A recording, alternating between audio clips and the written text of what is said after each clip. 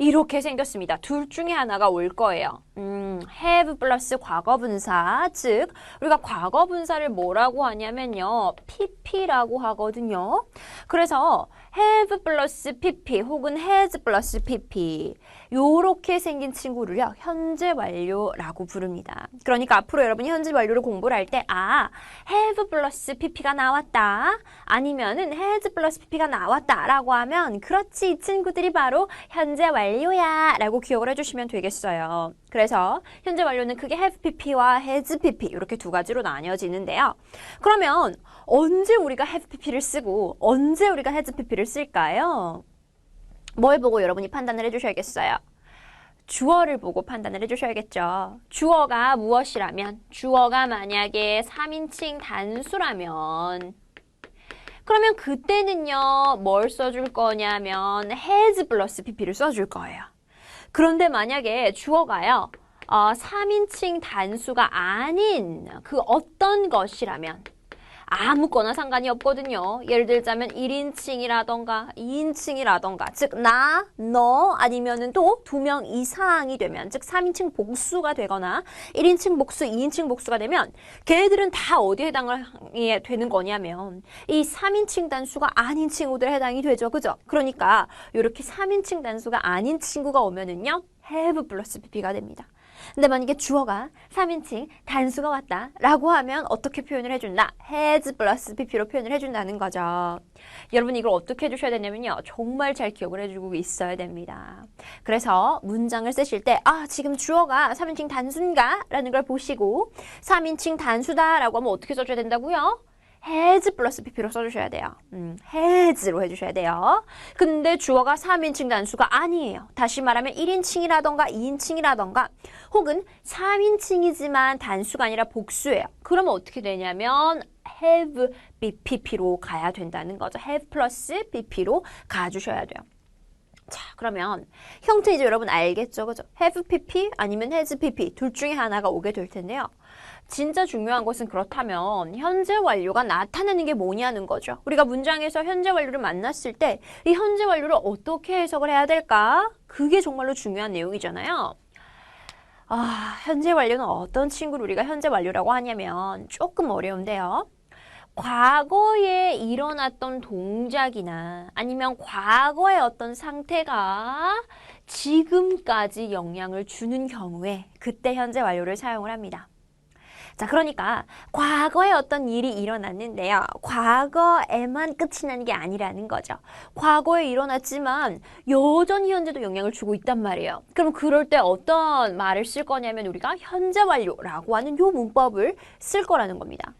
자, 그래서 뭐 우리가 시제를 공부할 때 항상 요 표를 그리죠. 그죠? 이렇게 쫙 줄을 꺼놓고 과거, 현재, 미래 뭐 이렇게 만든 다음에 시간의 흐름에 맞게 영어 문장을 어떻게 만드는지를 배우는데요.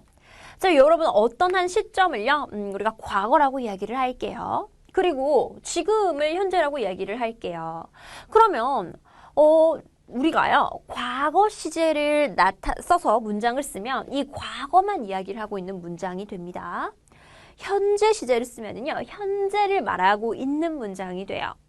그런데 때때로는 어떤 일들이 있냐면 우리가 이제 살다 보면 과거에 일어난 일이 과거에만 끝이 나는 게 아니라 과거에 일어나서 지금까지도 계속 영향을 주는 그런 일들이 있죠. 그죠?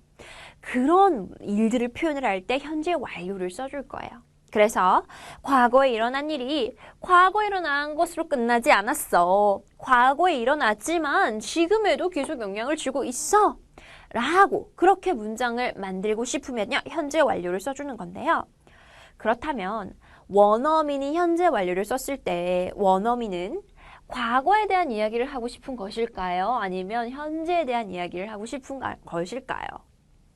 원어민은요, 현재에 대한 이야기를 하고 싶을 가능성이 매우 큽니다. 그래서 현재 완료다라고 하면은요, 과거에 일어났지만 이 과거에 일어난 일에서부터 지금 현재가 어떻게 영향을 받고 있는지 현재를 보여주려고 현재 완료를 쓰는 경우가 상당히 많거든요. 그래서 그것까지 기억을 해주시기 바라요. 현재 완료를 원어민이 쓸 때는 과거에 영향을 받은 현재를 보여주고 싶어 한다라는 거죠. 자, 그러면 과거 시제는 뭐만 본다고 했죠? 과거만 본다고 했어요. 그러니까 현재는 알 수가 없는 겁니다. 그런데 현재 완료는요, 현재와 과거를 동시에 보여주고 있고 과거의 영향을 받은 오늘날을 보여준다라고 기억을 해주시면 되겠습니다. 자, 그러면 생긴 건 어떻게 생겼느냐? 아까 쌤이 얘기한 것처럼 have PP, has PP 이렇게 생겼다고 했죠, 그죠?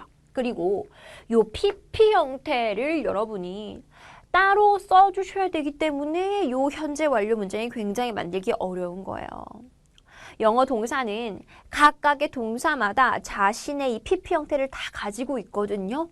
그래서 여러분이 마치 우리가 과거 문장을 만들 때 과거 동사를 열심히 외웠던 것처럼 현재 완료 문장을 만들고 싶잖아요. PP 형태를 열심히 외워주셔야 된다는 겁니다. 여기서 이제 고통스러운 거죠. 왜냐면 우리가 단어를 다 어떻게 PP 형태로 바꾸는지를 알고 있어야 그래야 완료 문장을 만들 수 있기 때문인데요. 이 PP 형태는 어디에도 사용이 될 거냐면, 자, 지금 우리 봤더니 현재 완료 have PP, has PP라고 해서 PP를 쓰죠. 과거 완료도 쓸 거예요. 미래 완료라는 친구들도 있거든요. 걔네들을 만들 때도 쓸 거예요. 그리고 또 수동태에도 사용이 될 거예요. 이것 말고도요, 무궁무진하게 많습니다. 그래서 여러분이 PP 형태는 너무나도 많이 사용이 되기 때문에 나중에 또 분사 이런 거에도 또 쓰이고 그러거든요. 그래서 여러분이 지금 외워주셔야 돼요.